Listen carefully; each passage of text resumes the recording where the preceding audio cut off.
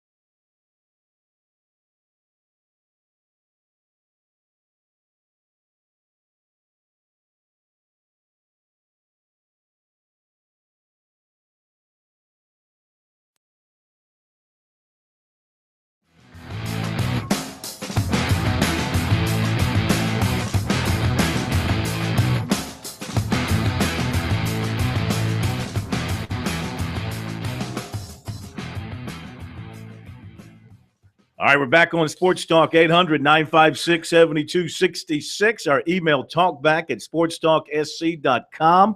The website sportstalksc.com. On Twitter @sportstalksc.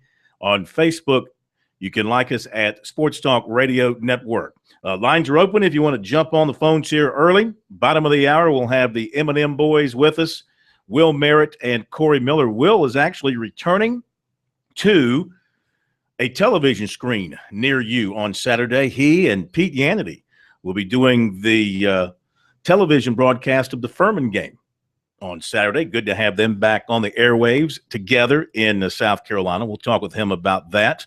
But, of course, focusing on Clemson getting ready for Syracuse, trying to find a running game. And with Corey, his take on whether or not South Carolina can go to Auburn and make it a ball game, which I think – based on my intellect, my study, and my intuition, I will tell you, ladies and gentlemen, if you're smart, take the 18. This will be a close fourth quarter game, probably pretty high scoring. I look at, not saying South Carolina will win, but I think probably along the lines of 42 to 35. I'm looking for a real shootout in this game. Looking for a real shootout because I think South Carolina's You don't have any faith in Ellis Johnson? South Carolina's offense can put points on the board against a good defense. We haven't talked a lot about this, but, Ellis Johnson spent a lot of time going against Steve Spurrier and his defenses. He knows formations. He doesn't know the personnel, although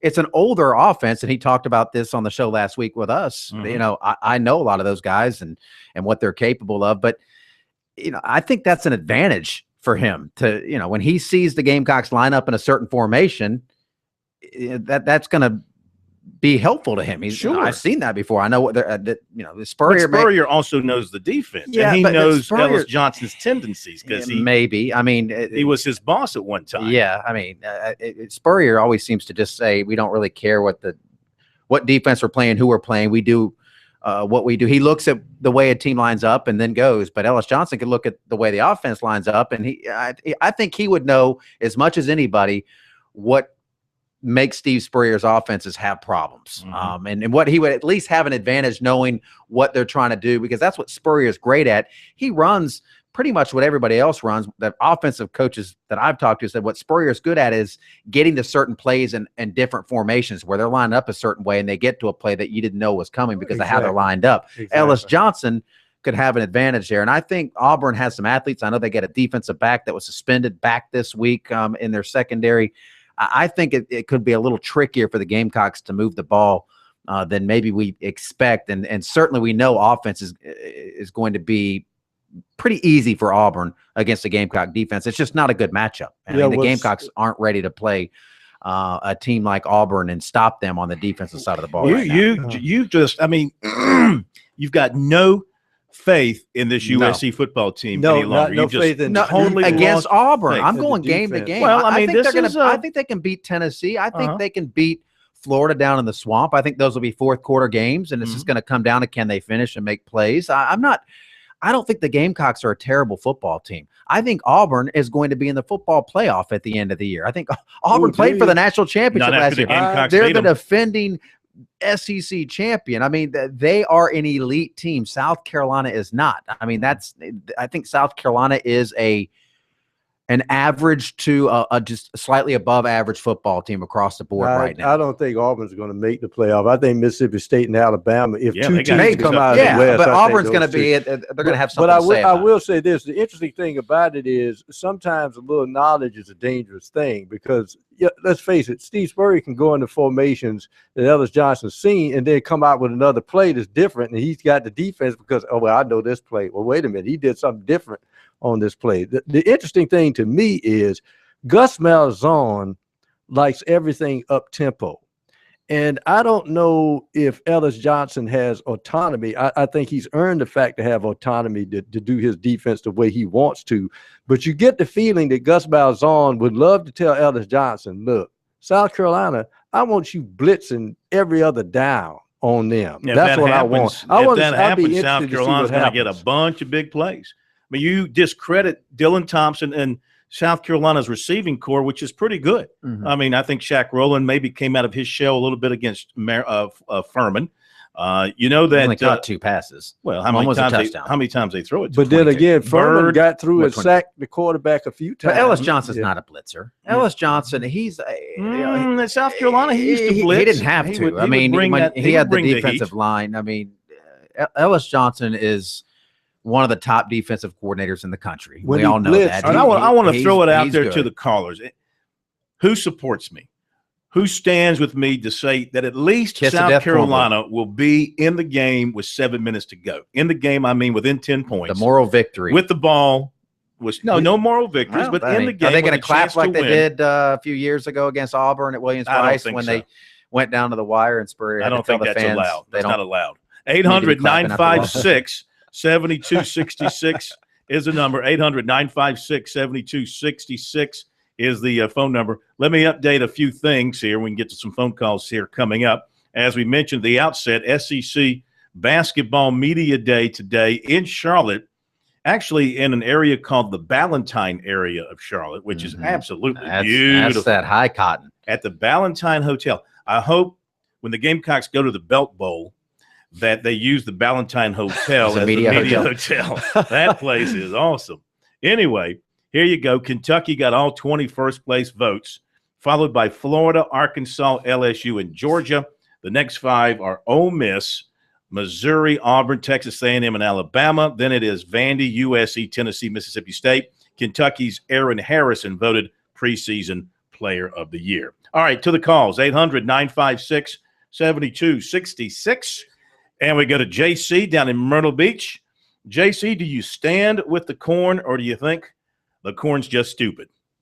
Corn, I'm a Gamecock fan and a Gamecock alum, and I agree with you that South Carolina will be in the game with 7 minutes left in the first quarter. Nice setup. Well, Come done. on, JC. I tell you right played. now, You I can Gamecock tell you, people are Corn, incredible. as a diehard Gamecock, the only question to be asked is Auburn going to score on every possession? That's the only question that be asked.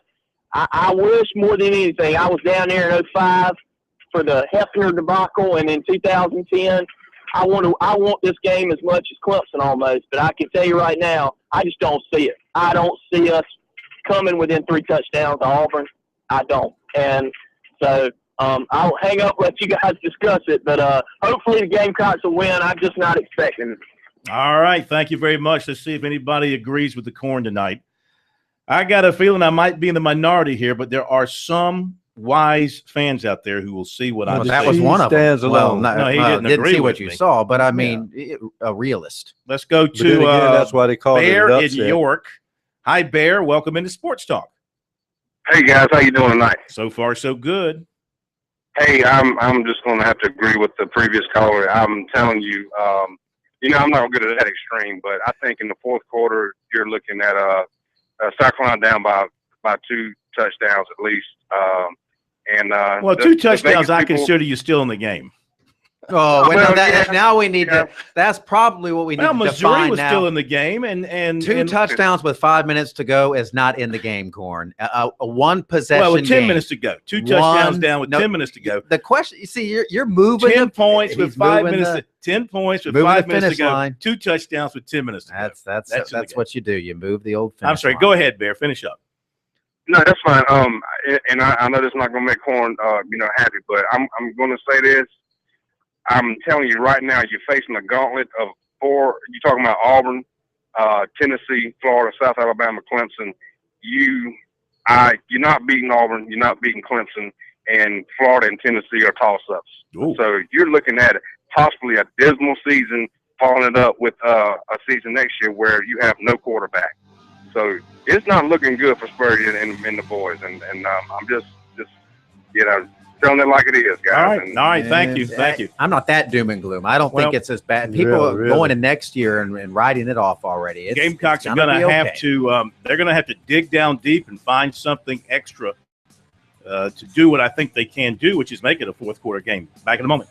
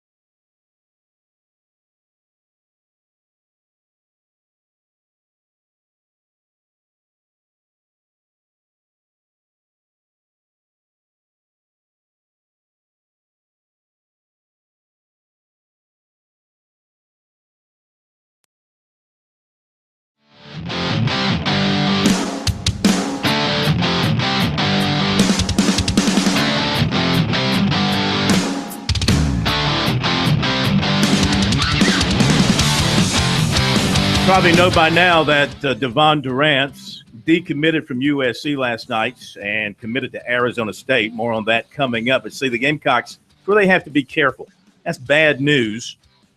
They don't need bad news piling up on top of bad news. And more bad news would be going to Auburn and getting embarrassed. So they need to go to Auburn, get an upset win, or at least play like they're in the ball game and give themselves a chance.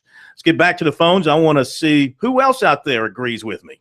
So far, we're 0 for 2. Jimmy up in Pickens. I got a feeling that this one ain't going to be supportive either. Jimmy, how are you? Doing fine. I say Gamecocks going to have a long night. It's going to be 47-17 Auburn. Oh, my goodness. 30 points. 30. And I think that great quarterback that y'all think y'all got will get hurt. You think Dylan Thompson's going to get hurt? There's no y'all here, by the way. Who's he talking about, y'all? He's talking about you, K-Mac? Y'all? Y'all. You got a quarterback in the game? You got a quarterback in the game? No, I don't. Let's hope nobody gets hurt. I don't have a quarterback, and I I don't have any money on the game. But you know what? I think what South Carolina should do is just line up. You got to run right at Auburn. They're so athletic on defense. They run well side to side, and when you have that kind of speed, one of two things: misdirection, screen passes. Has South Carolina thrown a screen pass this year? Screen passes, or run right at them. Trust that your offensive line can block and get yourself some running lanes. Let's go to Billy in Florence for our next call. Is there a Gamecock fan in the state who's breathing who thinks they have a chance to win? Billy in Florence, how are you? I'm fine. I hope you guys are doing well. I was going to make just a couple comments. First, on Clemson, I'm excited about seeing Tyshawn in the Valley. I don't think he's going to get significant carries. I think he'll get about maybe 5 or 10 carries just to kind of get him hit. And I think we're going to see a heavy dose of Wayne Gallman. The offensive line's finally coming together and waiting on our stars to get back. Do you think Clemson will manufacture a running game against Syracuse? I do. They like the blitz. They like the blitz, but I really do. And I think homecoming, I just see it. Phil, I'm going to tell you right now, I don't hate them as bad as I do South Carolina, but I tell you what, I remember, and I'm only 38, I remember McNabb and Harrison embarrassing and kept on pouring on against Clemson. So what we did to them last year, I have no problem in just beating the you-know-what out of Syracuse. I have no problem in it. But I'm a betting guy. I don't do it for a living, but I've been doing it for a long time, and I kind of keep up with my stuff. And just to respond to your comment about them keeping it close, well, to make a long story short, they have problems with filling the gap and getting in the right place against Furman and getting gashed against Furman and having 15 consecutive Wildcat plays where you know it's going to JoJo. I can't remember. JoJo Kemp, I think, the kid that just dissected you. And anyway, to make a long story short, I think South Carolina gets gashed, and I see 52-21. Boy, Tiger fans are coming out of the woodwork tonight, and they're just – Well, that's a Tiger fan. We've had a couple of Tiger fans. South Carolina fans Clemson are preparing for the senses beatdown. They sense a crashing Gamecock program right now. They sense the Gamecocks are imploding, and they're loving it. I think they're hoping that.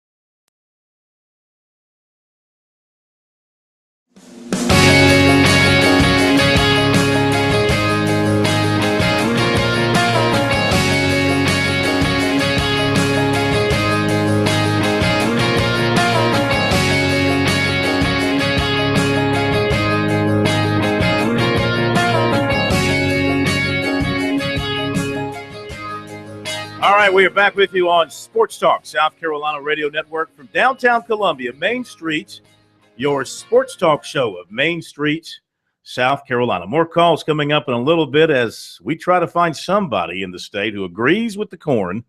And if you agree with me, then chances are you're going to be right that the Gamecocks will be in the game with 5 minutes to go on Saturday. Let's welcome in the M&M boys. It's that time of the week on Wednesday night. We welcome in two guys that really do know football. Former Gamecock star Corey Miller, now a television star in the Midlands on Watch Fox 57, the pastor of Payne, sports anchor. Saw him on television last night. And former Clemson standout Will Merritt, who returns to the TV airwaves on Saturday working with Pete Yannity, calling the Furman game. First of all, Will, welcome back to television. I know you're excited about the opportunity on Saturday. Well, I really am. And, big shoes to fill because Corey got to see you at Citadel Chattanooga, and well done, my friend. Well done. Oh, appreciate it, my friend. Well, now that we have this mutual admiration society going, how about some praise to the Sports Talk crew for just being here? We praise you guys, man, for being around so long. You guys, 80 years now? Pretty much. Feels like it. Corn's been there for it's 85 years. 85 years. All right, Corey, I think the Gamecocks will be in the game, and by that I mean no more than 10 points down with the ball with 5 minutes to go. What say you? They'll be in the game, like, with a chance to win? Yeah. I say no. I say Auburn wins by 21. Oh, because they're going to spread them out.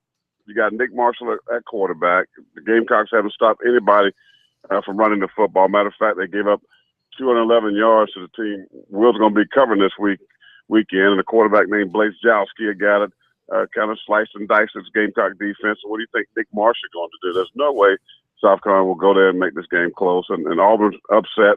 After their last performance, they come off a bye week, and Ellis Johnson is in that booth, and he knows all about South Carolina. No way. This is a 21-point-plus win for the Auburn Tigers. Corey, would you have felt, thinking back to how you felt in August at this stage of the season, did you feel that South Carolina going into Auburn would be that kind of a decisive underdog in your mind? I knew that. I thought it would be 2 touchdowns, no doubt about it, because that's one of the games, we did our crazy prediction that I thought South Carolina would definitely lose. The other one I was wrong on, which was Georgia. Those were 2 losses I had for South Carolina. But I think it's right. I mean, again, when you look at South Carolina's offense, I praise their offense all year long, Phil. They're really good. They're physical in the run game. They got 4 backs that they can bring in. That they got good receivers that can beat you deep. You got good guys that can make plays for you. And as far as, moving the sticks.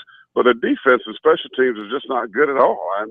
And when you go on the road, you got to play well in those 2 phases of the game. And right now, they're just not good. I mean, they were one of the best in the SEC. They're actually the worst defense, I believe, in the SEC. That's a huge drop-off. And you can't go to a top-notch program on the road and win without those 2 phases of the game. It won't be close. All right, Will, the Tigers have homecoming number 100 at Death Valley against Syracuse. They come off a hard-fought win over BC. The Clemson offense has only scored 2 touchdowns combined in the last 2 games. Are you worried about what's going on with the offense? Well, yeah. I mean, I think everybody is. I mean, you've got a quarterback that obviously everybody thought was going to be your starter, and it's just not panned out that well. I mean, Phil, I think everybody's worried about the offense, but the one thing about this defense is they just kind of come to play every single week from game 1. And so when you have a defense that gives you that many stops, you just kind of, stop worrying about the offense as much. And so I think that's where Dabo's at right now. I think he knows that, I've got to just kind of bide my time and understand that this is an offense that's got a little bit of patchwork, but that I've got a defense that's going to be okay. Can they get a running game going? Tyshawn Dye getting some work in practice now, some contact this week. And, of course, they lose Adam Choice, and they've lost Zach Brooks, and they're still not running the ball well. Yeah, every year is marked by, who do you lose to, injuries. And I think that's what's going on with Chad Morris right now. I mean, he loses two of his three big running backs, and he's got to find some other guys. But at the end of the day, if his system works the way that he wants it to, they'll be able to move the football around, and they'll be able to find some open receivers, and they'll be able to do whatever they want to by manipulating the offense and the pocket, moving it around, and finding guys downfield. What did you think of Cole Stout's performance against Boston College? I thought it was very good from a standpoint of the fact that he did exactly what they wanted him to do. I mean, he showed up and he was. Did we lose Will? Sounds like we lost his cell. All right, we'll connect with Will. Let's go back to Corey.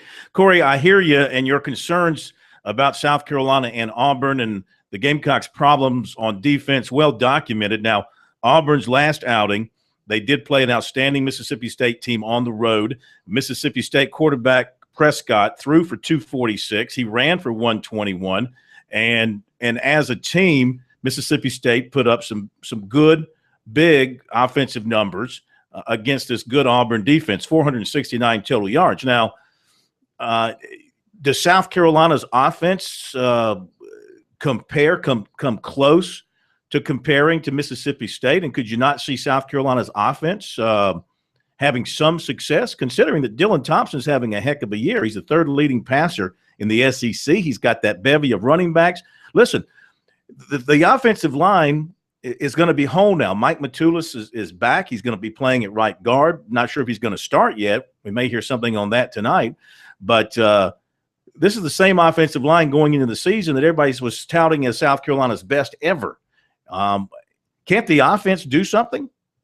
Yes, they can. That's what I like this offense. I like the physicality of the run game. And getting Matulis back definitely is a plus. Of course, you did mention a big loss is Buster Anderson. They're not going to have that guy that can be effective in the red zone and things like that. So, I like the offense. They're going to have to play keep away. I think Spurrier's going to have to call a game where he definitely runs the ball. He's got to stick with it. He got to control the clock, limit those possessions of Auburn, and see what happens. But the problem is South Carolina can't stop anybody. This defense can't stop you, myself, Will, Pro. We put together. I promise you, we're gonna get some positive yards. This defense is this bad. I haven't seen a defense this bad at South Carolina in all my years been down here since 1987. This is the worst defense that I've seen. I know people talking about Burnham and that guy. I'm telling you, this is a bad defense, and this offensive Auburn, they're gonna light up the scoreboard. I promise you, you might see another 50 points hung on South Carolina's defense down in Auburn. Is it coaching? Is it scheme? Should they have never gone to the 3-4, or is it simply a major drop off in talent? I asked Dawn Staley a question about how she changed that program around, Phil, and has she communicated with Frank Martin. One thing she said, we can be great coaches, but if you don't have the Jimmy and Joes, you can't win. I mean, you can play hard, the effort is there, you can't win. And the problem with South Carolina's defense, they don't have the Jimmy and Joes. They don't have the Clowners. They don't have Kelsey Coles, the Victor Hamptons, the Gilmores, and the Holloman's, guys that can make plays, guys that can beat that guy in front of them and win football games. That guy does not exist on defense. And to ask me if it's coaching, yes. You look at the development. Look at the defensive line. And the folks got mad at me, and I will echo this again. Hiring Deke Adams was the worst hire they could have had when Brad Lowen left, because he has not developed the players. The defensive line has gotten worse. I'm just dealing with the facts. Mm-hmm. And that's been a bad decision. I said that's a bad hire. When you go back and look at Brad Lowen, develops. He motivates. He has a respect for players. They take on his persona. And that hasn't happened at South Carolina since he's left. The defense has gotten worse. All right, hang on. I think Will's phone has died on him. We've not reconnected with him yet. Yeah, well, the pastor of pain, he says it. Bringing it. Exactly how he feels it and sees it. And we appreciate that. Hang on, P of P. We'll get back to you in a moment. Hopefully we'll reconnect with Will in a moment as well. M&M Boys with us tonight here on Sports Talk.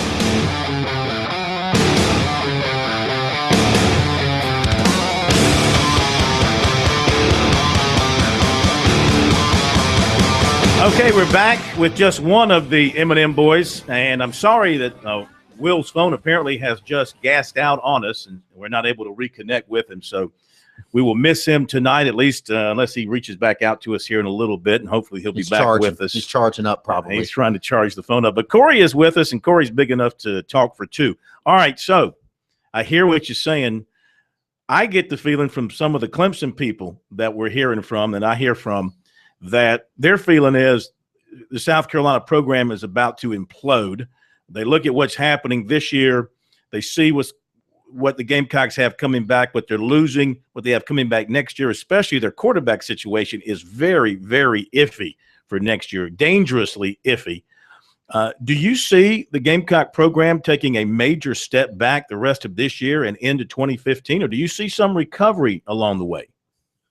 It's hard to see recovery, and again, I hope folks think I'm just trying to be mean. I'm just being honest. When you look at losing Dylan Thompson, you don't have a number 2 quarterback. Those guys got in the other day, and I mean, 2 completions between the two of them, 19 yards, both were sacked once. You're gonna lose those big tackles probably to the NFL, and so yeah, I don't know, Phil. It's hard to say. Hey, we got help coming. I remember Steve Spurrier said the help is on the way, and one of his press conferences, and now you're talking about some junior college guys, and of course they just lost a kid that flipped, I guess, Arizona State, the linebacker, the number 1 JUCO guy. So you're depending on some JUCOs now and a bunch of freshmen, and we've seen what that do to your football team. It's just hard to say you can bounce back. I think it's a 2-3 year deal. I really do. I think they had a great 4-year run, 42 wins. The 3-11 win years. They've done some great things, but I really believe they missed the opportunity because you go back those 3 years, Phil. They won the 9-win year. They went to the SEC championship, but I thought they should have won the East. All of those 3 years, they won 11 games. But they had those games like Tennessee and then Auburn at home when Auburn was down. They had LSU on the ropes down at LSU, and they go to Florida and get beat down. Those opportunities missed where they could have had a chance to win the SEC. I think those are gone now, and I think they're in the rebuilding project. I think it's a 2-3 year deal before they bounce back. It's interesting, Corey, looking at the mindset of a fan base and the history of a program. South Carolina is still there's their problem of an inferiority complex. For instance, I say this. Last year, Gene Chizik, Auburn just fell off the face of the earth. And then suddenly, the fans, they changed coaches. We are Auburn. This is what we do. And they turned it around mentally just quickly, like he flipped on a switch. Is South Carolina still, even if talent is lessened on the field, still suffering from that inferiority complex? And does that affect the team? Yeah, I think that's a great point. As you said, we are Auburn. There's history there. There's a lot of tradition in South Carolina that still doesn't have that. That, hey, we play great football here. Let's get back to what we do, and let's get our fans back. And you're right. They don't have that, and they're trying to build it. And I think they've come a long way. I mean, they're a relevant football team. I travel a lot. People still think South Carolina and their program is coming up, but they're just not there yet. They got to win a championship, and I think that's what Steve Spurrier is. He's trying to do it, but I do believe they just missed that opportunity. And some reason or another, they haven't recruited well. They haven't filled their needs. Now I think a lot of that is because these guys left early. And that has hurt the program. Because you think about it, if Coles is back, if Victor Hampton is back, you're talking about guys that have been a part of 11-win years, 3 years in a row, and the seniority and the leadership that they would bring, but they're not there. And so when you lose those guys over a 3 or 4 year period, guys that left early, it begins to hurt your program. And I think this is why South Carolina is where they are today, because guys left that should still be on this roster playing some football. Absolutely. All right, real quick, we got about 45 seconds. Do you expect a major shakeup on the defensive staff after the season? Absolutely. And I think Lorenzo Ward should stay. I think he deserves to stay, but he has to be demanded to change position. Coaches Deke Adams, Kirk Botkin, and whoever else is not getting it done, because you got to develop the talent. You got to motivate talent. If you watch film, these guys play with no discipline.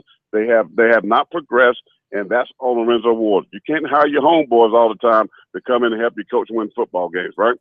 Because my homeboy's a mechanic don't mean I'm going to take in my car and let him fix it if he's not the best. That's just my mentality. Hey, we'll see you on TV tonight. Of course, the World Yes, Series. sir. World Series will be on. Going to push you kind of late, but we'll be looking for you. Well, I know you'll be up, Phil. You know that. Call He's a me night in, owl. but, you're going to be up. Yes, You know that. Thank you, my friend, and have a All right, great guys, appreciate great it. weekend. You got it, my man. Pastor of Pain, Corey Miller, one half of the M&M boys. Sorry that we lost Will because Will was starting to get on a roll too. And we'll get Will tomorrow night for a little solo action from him if he's available. You know, the final thing about Clemson, though, I think they need the offense to show up in this game because I saw that defense getting ready to break against Boston College. They need a rest. The offense, look, this is your game to give us a little respite. As far as Auburn is concerned, I look at it from an Auburn standpoint that Auburn can't afford to let South Carolina stay in the game because when you look at their schedule, they got to get some players off the field early because they got to go to Ole Miss next week. They still got Alabama, and they still got Georgia.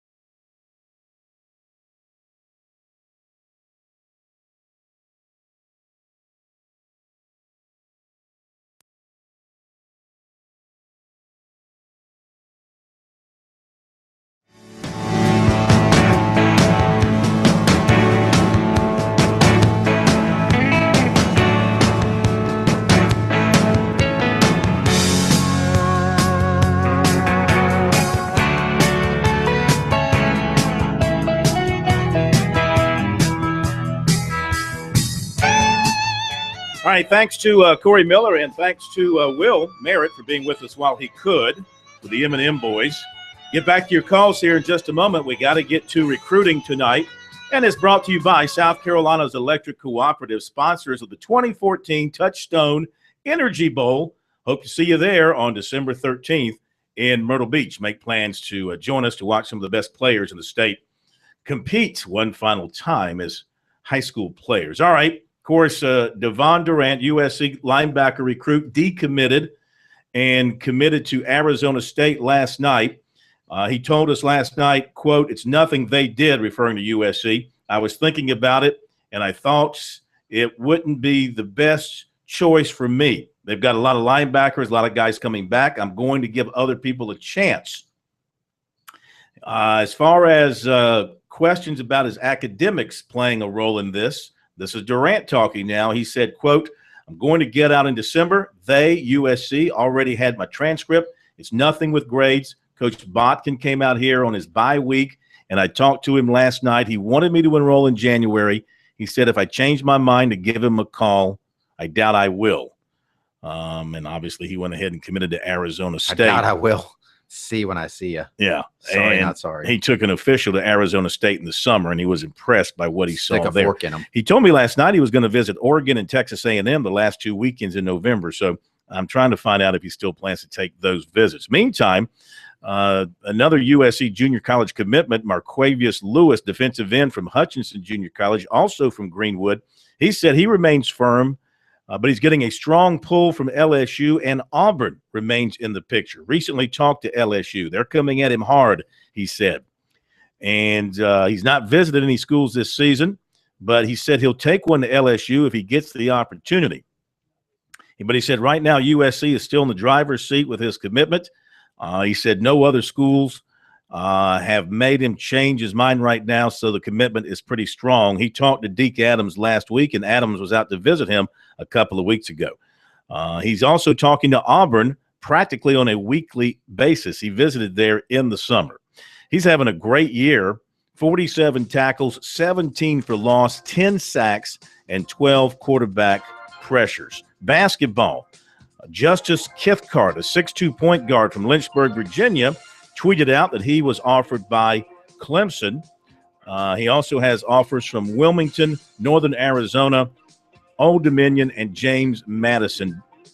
And a little bit more on Carter Keyboom, who committed to Clemson for baseball, the third baseman.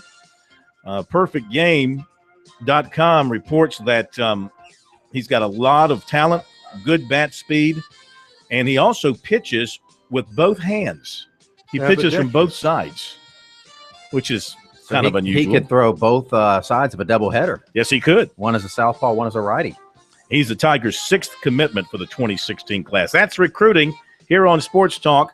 Top of the hour break. We will dive back into your calls. Don't go away.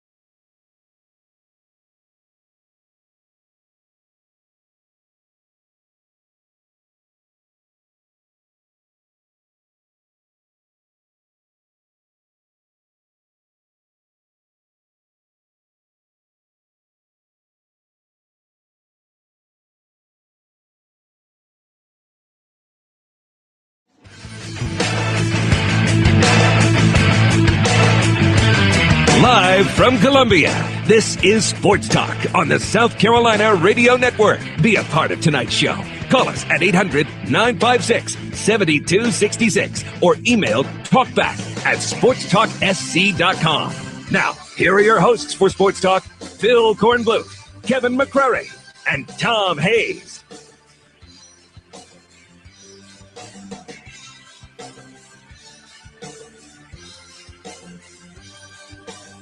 All right, a very busy Wednesday night here on Sports Talk, and I promise we're going to give you plenty of time on the phones here coming up in just a couple of moments. You got to hang in there with us, 800-956-7266. I got some important stuff I've got to get to. First of all, I got to get to our high school football report for tonight. It's brought to you by South Carolina Farm Bureau Insurance and the high school league today. After review and analysis of post-game video footage, as well as preliminary investigations by Camden High School and Dreher High School, the high school league has determined initial penalties for several players representing each school's football team. Players identified as taking part in the incident last Friday evening will have a minimum of a one-game suspension starting with this week's game, with the possibility of additional penalties at a later date. Multiple infractions are still being investigated by each school and high school league officials. This Friday night, each school will participate in their regular season football game according to their schedule. However, team sanctions, if any, will be determined at a later date. So they are still holding out the possibility of some sort of probation and kicking them out of the playoffs, that sort of thing, as they continue their investigation and they see if there's anything more severe that needs to be handed out. Meantime, Pro down at Academic Magnets, there were some more developments in the case of the broken watermelons down there. And Watermelon Gate.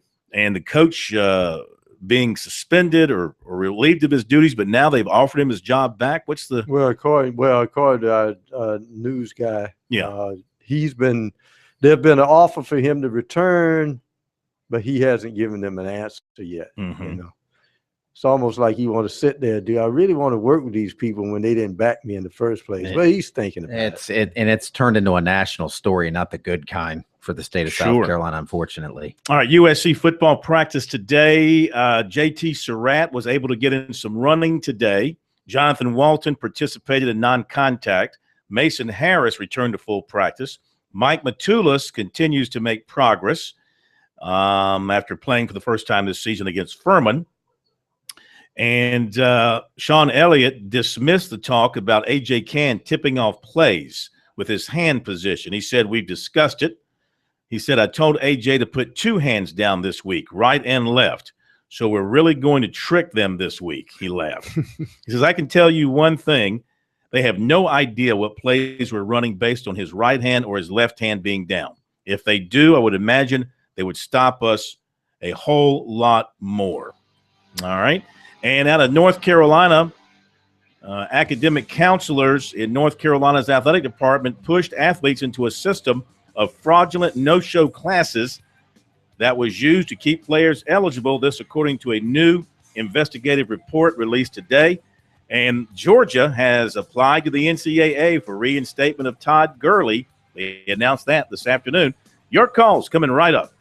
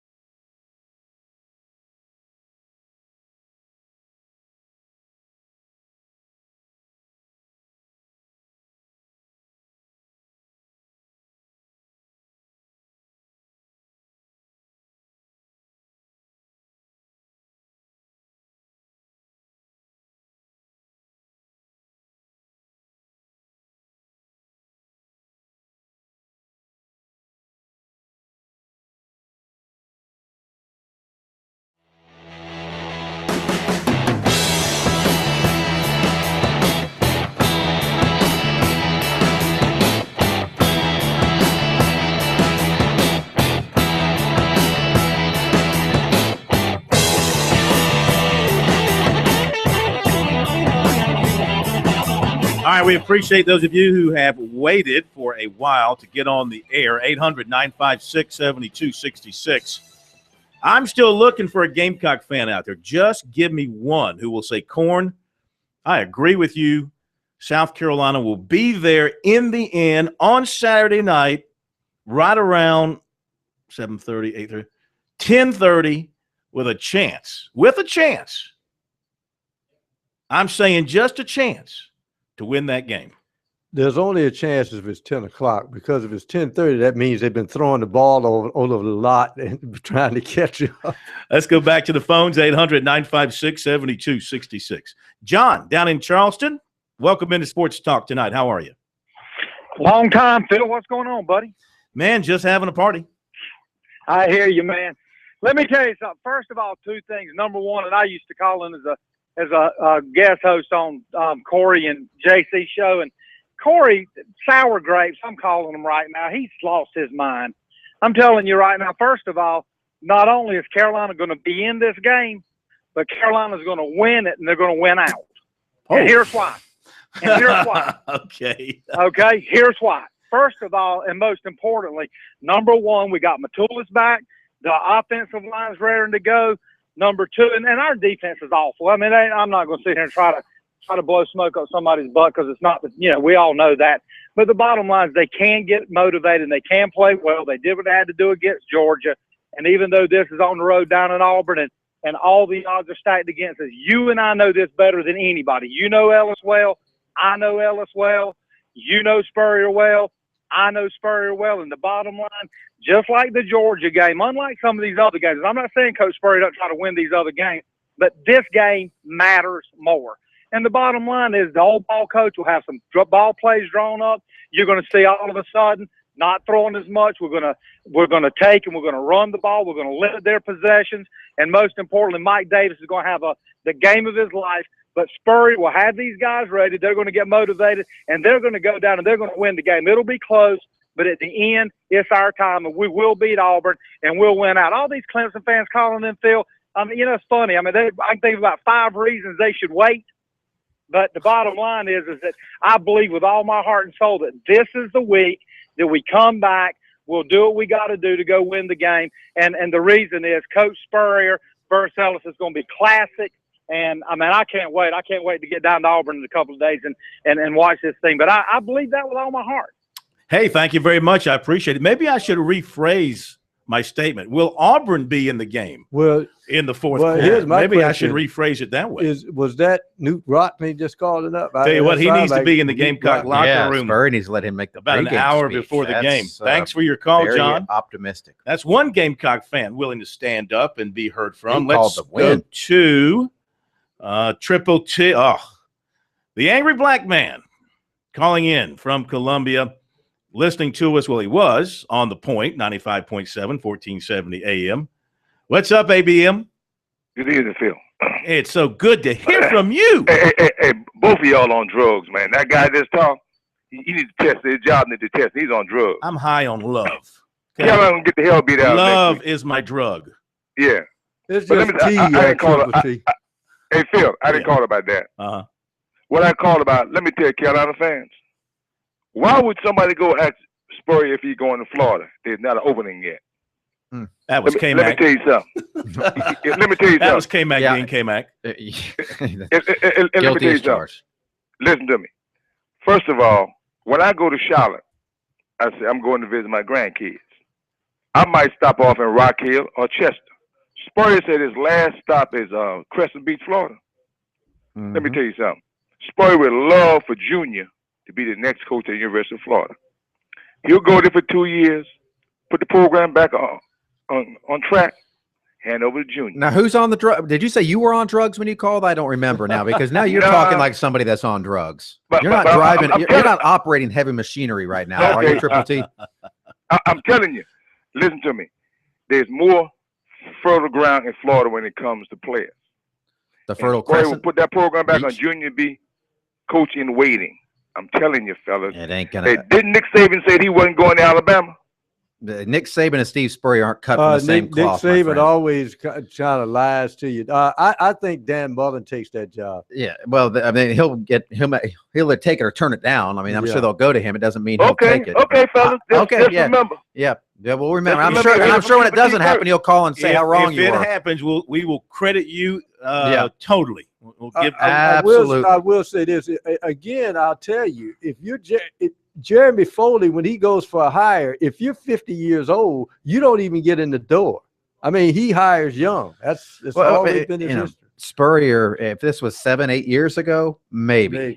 He's 7. He's going to turn 70. He had a chance 10 years ago to pursue the Florida job if he really wanted it, and he. And then you go to Florida, there's pressure. I mean, you got to win the SEC. At South Carolina, you can have a season like this, and if you're Steve Spurrier, everybody's going to say, a little bit Steve grumpy Spurrier. now. I'm not so sure. They're going to blame Lorenzo Ward. Just Spurrier has enough cred where he could lose the rest of them, and people aren't going to be mad at him. Back to the phones we go, and it's Dave in Florence with us next here on Sports Talk. Hi, Dave.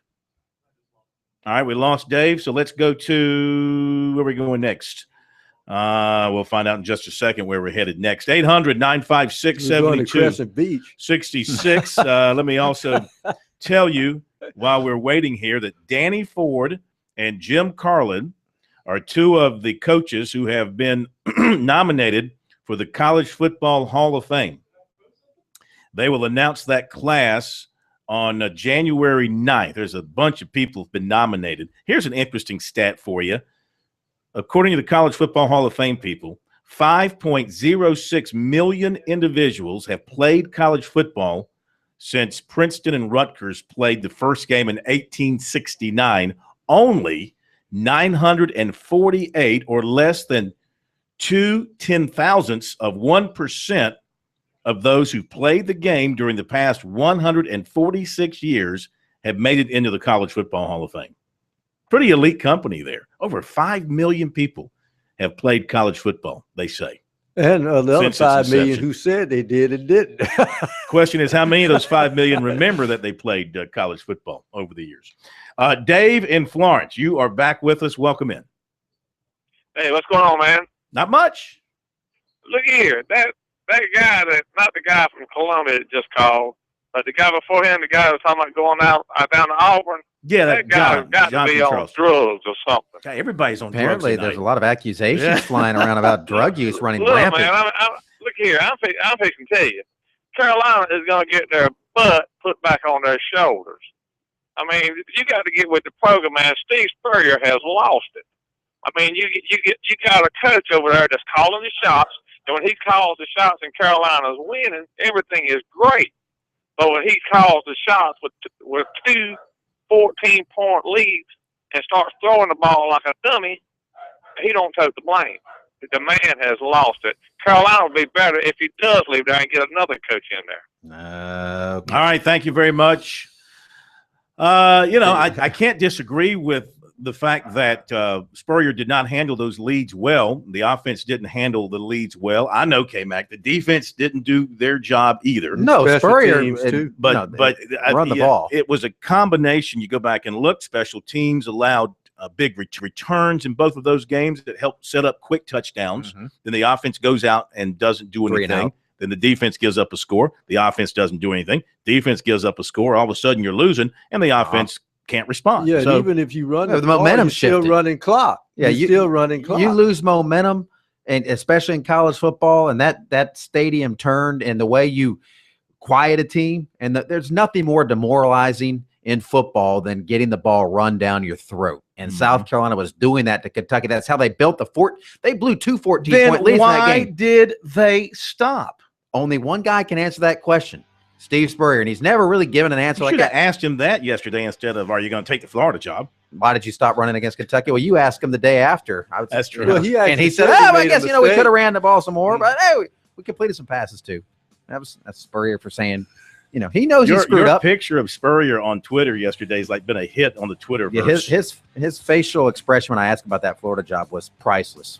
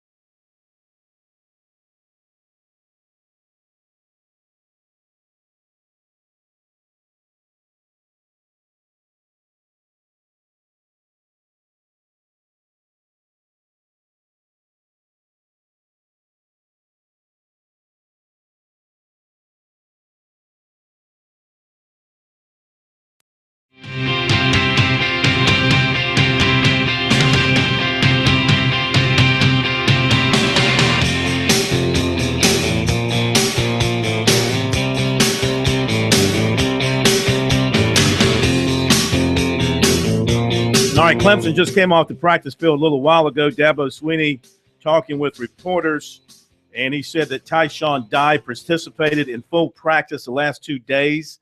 He said we'll see how it goes. He's done everything he needs to do, and right now he is a go. Whether it's 1 play, no plays, or 50 plays, he said they'll see how it goes. Jordan Leggett had surgery on his meniscus earlier in the week, and says that his mentality has been good throughout the process. We'll bring you some audio from Dabo here coming up in a little bit. Also, we'll hear from Deke Adams and Grady Brown on the Gamecocks' defensive work this week. Get that to you. Frank Martin coming up as well from the SEC Media Days today, so stay tuned for that. Quickly, back to the phones. It's Gamecock Will up and easy. Now, if Gamecock Will's spirit is broken, then there's no hope for Gamecock fans. GW, what you got? What's up, Mr. Phil? How you doing? Fine. I kind of agree with Corey Miller, Phil. Don't get me wrong. Can we beat Auburn? Yes. We'd like to have a perfect game. But I really think we can beat Tennessee, Florida, South Alabama, and Clemson. So, I mean, them winnable ball games. So, we win 4 out of 5. Gamecock fans ought to be happy.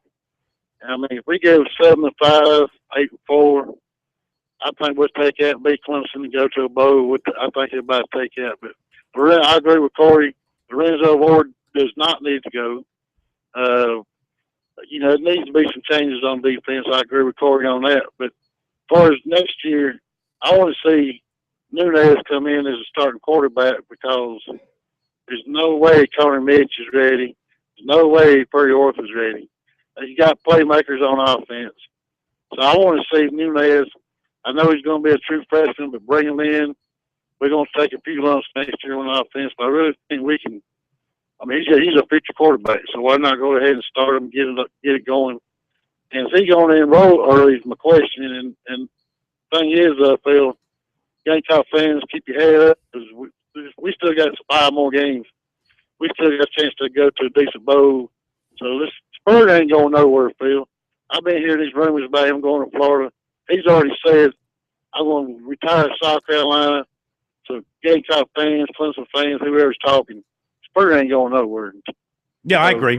He's going to finish. He's going to coach his last game at South Carolina. Nunez is not graduating early unless he changes his plans. At the time that he committed to South Carolina back on May the 8th, he said he had no plans on graduating early. I do not believe that's changed. So, if you have to count on a freshman quarterback, unless he's really, really special, then you're taking a huge risk for your next season. I think, quite frankly, the decisions, the thought processes of some fans that they've got enough of a test on Connor Mitch to say he won't be ready next year. He threw 4 passes, and they're like, "Oh, we don't have anybody." He threw 4 passes in his first game ever. A lot of the bench if he would have completed those, and then is he the next Heisman winner? My goodness, it's just. But apparently, K-Mac, based on what we're hearing, they didn't look good. Neither one of them looked. They look like good. They need to play more. They need to get some experience. So be okay. I'm not ready to write them off. Oh.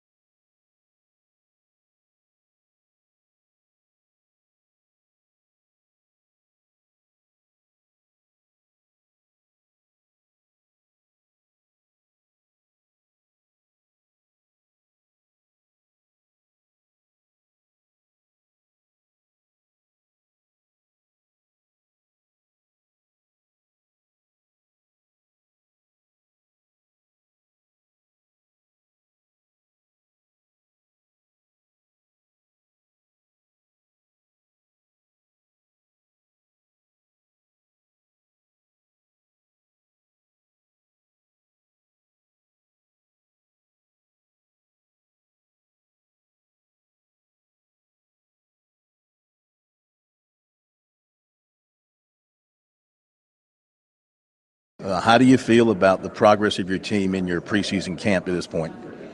I'm ecstatic. I'm a little worried, Phil. We're a little banged up. I'm ecstatic. I'm a little worried, Phil. And my biggest concern with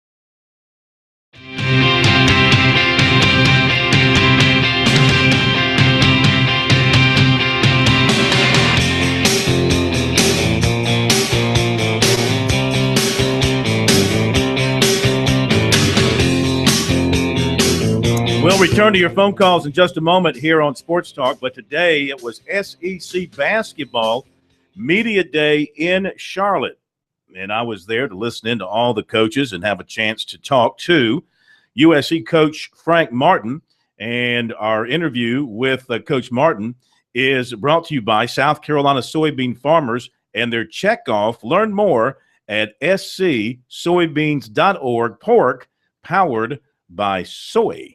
And so here is Frank Martin as I spoke with him this afternoon at the beautiful Ballantine Hotel outside of Charlotte. And first of all, I asked him how he was feeling about the progress of his team in camp. I'm ecstatic. I'm a little worried, Phil. We're a little banged up. We're down to 9 guys in practice. My biggest concern with our team right now is making sure that I manage practice a certain way where we still compete. And because the way we play, you have to compete. You have to learn how to do that every day. I've got to manage things a certain way with only 9 guys, so I don't run them into the ground by December 1st. So that's my concern right now is that. And we got a couple guys that'll be healthy and back in the next week or so. But in the meantime, guys like Ty Johnson, Sindarius, Carrera, Mendalgas, I can't run those guys into the ground.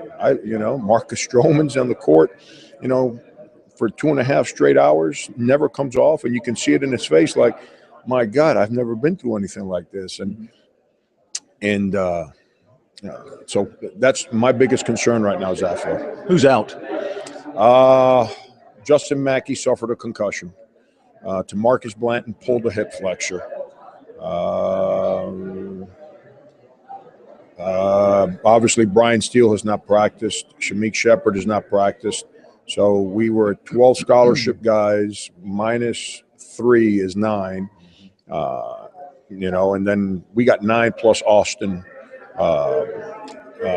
Austin Constable gives us 10. So when I said 9, I'm not about scholarship guys. We're down to 9 scholarship guys, and so it's a different animal. It's a first. I've never been through this in college basketball. What do you want to show the fans in the exhibition game on Sunday?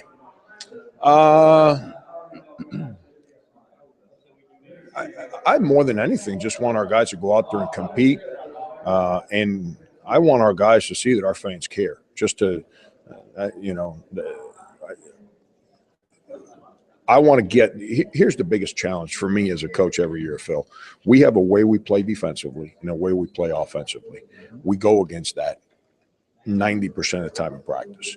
So playing an exhibition game gives us a team that plays differently than us on both offense and defense. So it allows our guys to go out, play in front of fans, play in front of cameras, play with officials. And I get to throw around combinations and different guys so we can get stuff on film so then we can show it to them. And that's what I'm trying to get out of the game.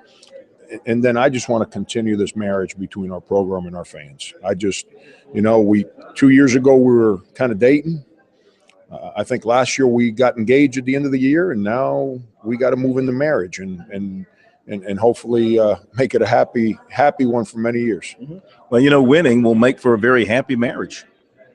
I learned that at home every day, Phil. I learned that at home. Any day I don't do my winning job as a husband, I find out marriage goes down the tubes in a hurry. It's we got to do our part. We got to schedule the right way, which I think we're trying to do. And then you got to win the games, and then people get excited. And to win the games, you got to play the game the right way. What's been the most pleasant surprise for you in camp? Demetrius Henry.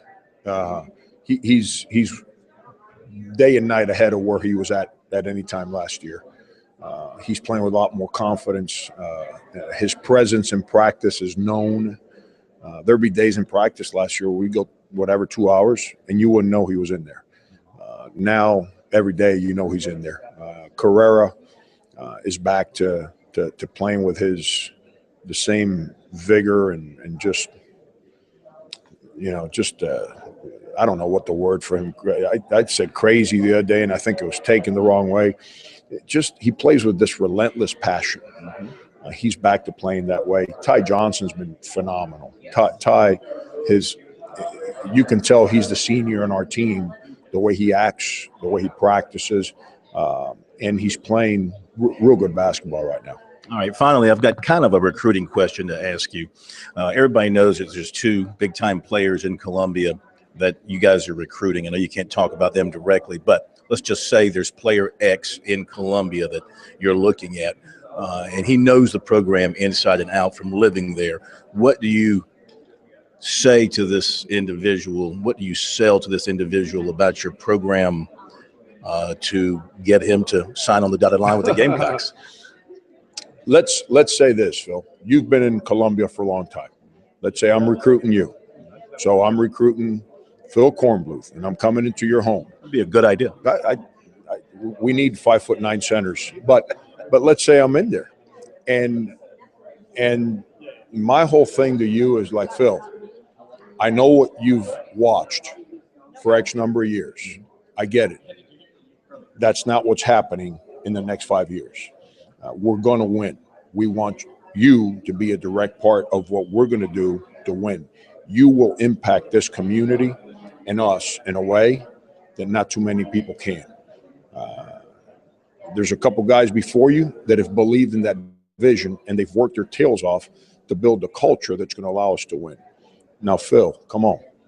Now you can be that part that helps those guys before you wear that South Carolina jersey, where the name in the front and the name in the back surrounds your heart. Come join us. Be a part of that, and let's have a lot of fun together. Think it'll work? Would you come? I'm signing up. What do you think it'll work? If I sign you, I'm in trouble. No, but that's basically, Phil, what the challenges locally are. Is we have to make sure that they understand just how excited I am, our players, our administration, our fans are for what's happening, and trying to erase the minds of whatever's transpired over the last X number of years. Coach, thanks very much. Thank you, Phil. All right, that's Frank Martin. We'll hear from Ty Johnson tomorrow night. I think you'll enjoy what he had to say. Next Wednesday, it's ACC Basketball Media Day, also in Charlotte, but they go uptown or maybe downtown. They have theirs at the big fancy hotel right next to the arena. What is that? That's a I couldn't tell. It's a you. 5-star. What's that That's 5-star not hotel? DoubleTree, is it? No, it's bigger than that. No, the Waldorf's in New York. What is that hotel? It's the come on, K-Mac. You go to Charlotte for Fish or Hootie or whatever. Time Warner. What are you talking about? The fancy hotel next to the Time Warner Arena. Okay. The Westin? It's like a Westin, but I think it's even bigger. I have to look it up. Okay. Anyway, we'll be there for that next Wednesday, Okay. and we'll have the Clemson side of things covered for you. All right, let's jump back to the phones. It's the Ritz-Carlton. Hey, Ritz. Oh, that's the name of the hotel. Yeah, it is the Ritz-Carlton. That's what I was trying to come up with. The Ritz-Carlton in That's where the ACC does their Okay. thing. All Totally different approach. The ACC treats their basketball media day like the SEC treats their football media week. But with 14 teams they need 2 days in the ACC. Well, fortunately, they'll only do one. Okay. All right, where are we going next? Don in Fairview. Hey, Don, welcome to Sports Talk. Well, I'm a Gamecock fan, and I agree with you, Corn. Okay. What do you see happening? But for different reasons. Oh, okay. The Gamecocks, and I've been watching them before you started watching them, and they usually play to the level of their opposition. Mm-hmm. They've done it year in and year out, whether Spurrier was there or not. We played Notre Dame, we played Nebraska, we played all the big teams tough when we weren't very much, and then we turn around and lose to Citadel. So, we usually play to our level of competition. So you expect them to rise to the occasion on Saturday night? Oh, yes. Mm-hmm. Oh, yeah. I'll put some money on that 18 points, 19 points. K-Mac is handing out 21 points. If you want some of his action, I can cut you in on that. I'm going to refinance my mortgage with what K-Mac's going to be paying off to me with my 21. We'll be right back. Dabo Swinney coming up.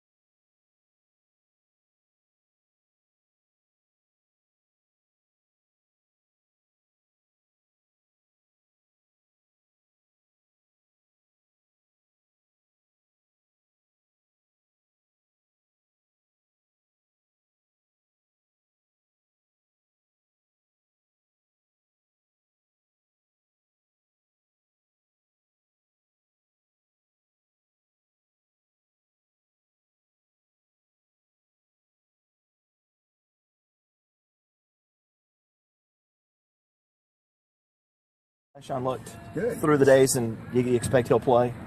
Well, I hope that he will. Sean looked good through the days, and you expect he'll play?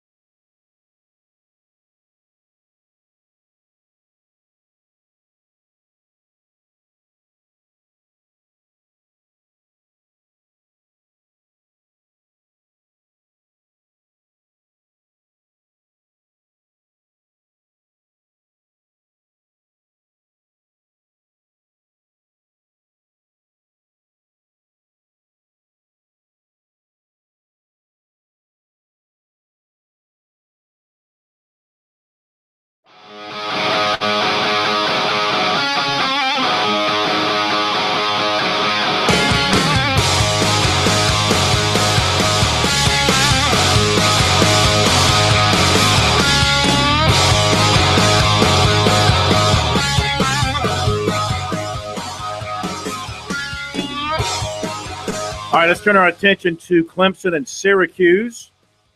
The Orange Tigers to take on just plain old Orange for homecoming Saturday night in Death Valley. Tigers need to get their running game going, I think, as they look down the season, maybe past Syracuse and past Wake Forest to Georgia Tech and South Carolina to come. They're going to need a running game at some point in time, and then a terrific opponent in a bowl game. They're going to need a running game. Maybe Tyshawn Dye will be the answer. He's yet to play at Clemson. He's been beset by injuries. He appears to be healthy now over the Achilles tendon. They've worked him out the last 2 days. They've hit him the last 2 days. And Dabo Swinney today was asked how Dye is coming along. Well, I hope that he will. We'll see how the game goes, but he's done everything that he needs to do as far as, practice and being really attentive to the details. I mean, he's demonstrated that he's got a good enough grasp that he could play. So we'll see where we are, but really pleased with how he worked Monday, Tuesday, and today. So right now he's a go. Whether he plays one play, no plays, or 50 plays, I have no idea. But we'll just kind of see how the game goes, and if we get the right opportunity, we'll play him. How about Wayne and CJ? They've done well. Yeah, they've had good week practice. As far as who's going to run out there first, we'll talk about that tomorrow with the staff. But both of them have had a good week. Has Tyshawn taken any contact or enough to show you that he'd be okay in that? You guys have to understand that. I mean, he's not going to be perfect day one. I mean, he hasn't played in a while, and he doesn't quite have his legs, his sea legs just yet. But he's practiced really well, and that's all you can go on. So at some point you got to go play, and then you just kind of keep progressing. But I'm really just excited to have him out there, and just to see him practice and see him engaged in what's going on, from a rep standpoint, and offensively, he can really help us. There's no doubt about it. But we just can't expect too much too soon from a guy that's had played football in over a year and a half. Knowing that when Deshaun gets healthy, he's back in there. How do you expect Cole to handle that over this Saturday and the week after that? I mean, I'm just trying to win against Syracuse. I'm not worrying about all that stuff. Cole Stout is a great leader. He's continued to be a leader for us. He continued to lead when he wasn't the starter, as if he was the starter. We just want to beat Syracuse. That's all. Crowder, Zeke, how's his pass protection? He's getting better. I mean, it wasn't something that he made his living doing in high school, so that's been the part of his game that he's having to develop the most. Very physical, and he can do it. I mean, he can definitely do it. But just really mastering the technique and all that kind of stuff has been the biggest part of his development. And he's doing fine. He's on track. He's going to be a great player. He's going to play a lot this week. Expect that he'll get a little more time, and so we'll see. But we got to continue to bring him along and challenge him, and I think he has a very bright future for us as his confidence continues to grow. Last couple of years, the discussion about paying players and all that, you've made that stands very clear. Stuff going on with Gurley and possibly Winston right now when it comes to outside compensation for likenesses. Are you the same way that way? Again, you sign up. One of the main reasons that their likeness is so good is because of their opportunity. When you sign up, there's certain rules that you have to follow. I just think that what we need to look at from a college football standpoint is the stipend situation. How you can improve their quality of life and the scholarship. But as far as, this guy can go sell his autograph for this, and this guy can do this, this school's going to pay you for this for your autograph, and this alumni is going to pay you that for your autograph. I think you're in a wild, wild west. Synovitis.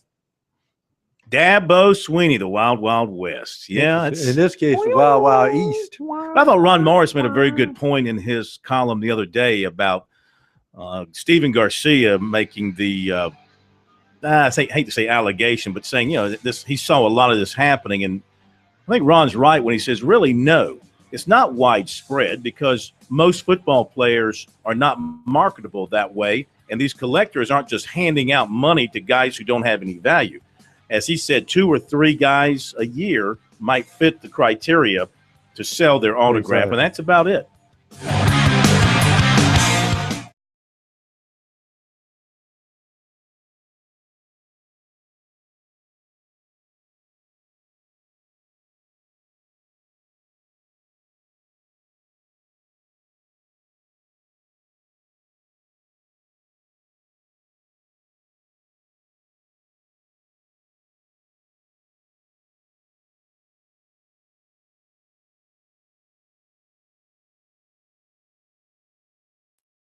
Right now, it's open.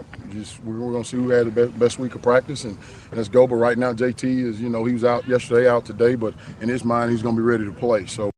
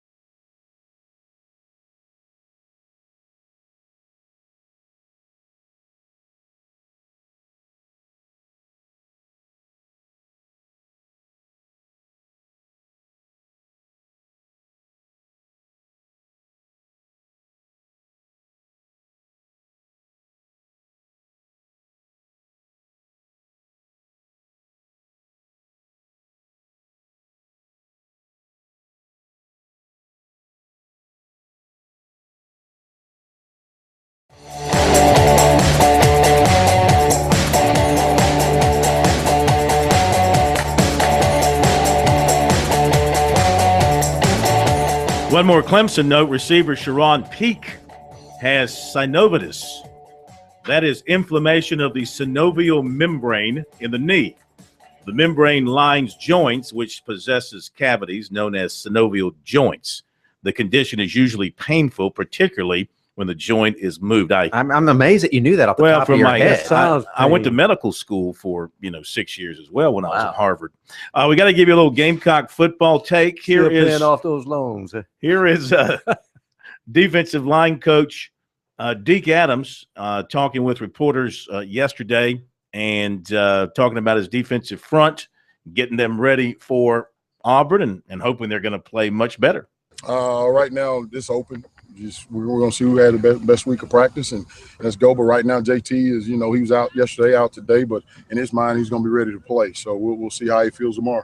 Kelsey, Abu, Phillip, all in consideration if JT can't get it? Well, all of them are. Everybody's in consideration. It's a matter of who has the best week of practice. Will Michael Washington start again? I don't know. I mean, it's once again, we got a couple guys back, and we got to see who's going to have the best week. Right now, everything's open. Every position is open. Guys got to do their job, and we got to get better. How'd Michael play Saturday? He did okay. He made some mistakes, but he did okay. What's the key against this Auburn run defense? So we got to figure out how to stop the run. Just like any other deal, when teams run the quarterback, it creates problems for defense because you can't play with middle of the field safeties. You definitely can't play with 2 safeties, and you got to put as many people in the box because that just creates problems for you when quarterbacks run the football. So we've got to do our job up front. Obviously, we hadn't done it up to this point. We will continue to work and try to get better. Is discipline in terms of being in your gap and knowing your gap and playing your assignment even more important against this run game? Well, it's important against everybody. I mean, and we stress it every week. It's as important against everybody. All right, Deke Adams, who he's catching some heat in some corners for the play of his guys up front? Is he totally responsible? Or is he just having to play with the hand that was dealt to him this year after losing the talented players from last year's defensive front? And the ones who couldn't get in. And that's right. You know, when you think about it, I mean, they signed Dante Sawyer, couldn't get him in. They signed Dexter Weidman, couldn't get him in. Remember, they had Joston Thomas committed, junior college defensive end out in Texas, had to let him go. That's 3 pretty good-sized bodies that they were counting on. And had they been smart, they'd have Lorenzo Malden. But they wouldn't have the other players committed because he'd been there. And that's okay. I think he's worth help now. I think he's worth losing a committed guy. Well, now you know that, but you can go down to any players, any teams. We could have had him go and say, hey, you know, he's playing well at Utah State. Should have had him. Well, tomorrow night we'll hear from Lorenzo Malden. He'll be talking after Gamecock practice. We'll get his final thoughts on the Gamecock Lorenzo defense. Ward, Lorenzo Malden. He's got it on the brain. Yeah, okay. No, he did not transfer here in the last 24 hours. Lorenzo Ward. And we'll have more from Clemson. We'll hear from the Gamecocks point guard Ty Johnson. And we'll take plenty more of your phone calls. Thank you, K-Mac Pro. Steak Man, great job as always. Have a great night, everybody, and we'll see you tomorrow night here on Sports Talk.